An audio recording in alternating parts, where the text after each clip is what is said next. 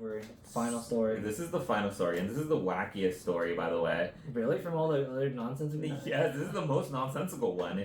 So, we are talking about RizzGPT. Oh, this one, yes. So, okay, so some Stanford engineering students came up with these glasses.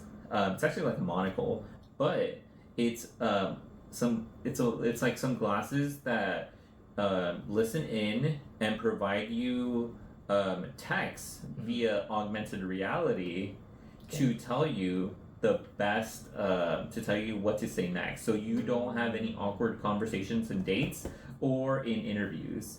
Interesting, yeah. Yes, and it's called RizzGPT, and the thing is that I was just like, this is insane on where things are going, because at this time frame, it's like you have these augmented reality glasses that are feeding you lines like a prompt on what to say next. How would you feel if someone went and used this on you? It would take your voice and listen in and then provide the most optimal thing to say to you. To provide to rizz you up. It's very...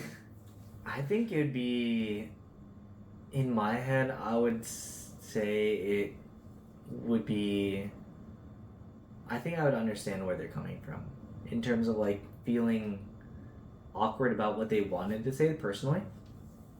And like, I would say that it's a very like, it'd be like I'd appreciate their concern over, wanting to say the right thing, like it'd be like, oh, you feel really awkward like doing this, but like, you're trying at least or whatever. But like in terms of, at some point you're gonna have to talk to the person without having AI assistance or AI help. So like I don't know how long it would work, because like I'm pretty sure it'd be kind of obvious. It's so crazy. First off, yes, it's like glasses, and then it has like a monocle in there, and the monocle's feeding you the lines. But yeah, I think you're right, and I think you do hit the nail on the head on this. It's like when you go through and you have something that's feeding you the most perfect lines, and when you're out of that, then it's like. But I think at the same time, it's like, what I was thinking is like, first off, it's like, it's listening in. That's the first thing that I was like, it's listening in on your conversation. And the second thing is like, it's crazy how far like AI is even coming now. To do like live like recommendations? Yeah, like live recommendations, it's feeding you live on what to say, and it's coming closer to like being very practical on some of these things. I think the other issue becomes like, what's the point? Because imagine if it's you using RizzGPT, and then the net person you're talking to is also using RizzGPT. It would be the most optimal thing. It would. You know what? It's just crazy to think about, because it's like, it would just be an artificial conversation. I feel like you would know that they're using RizzGPT before they got any further. God.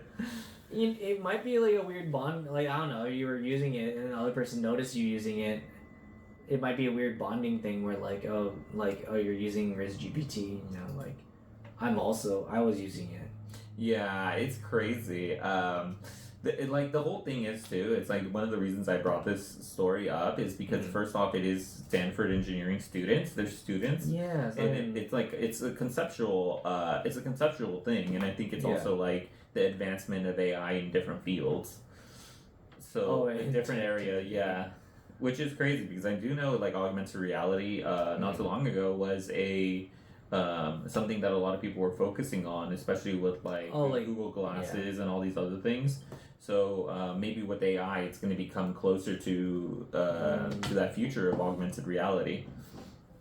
Yeah.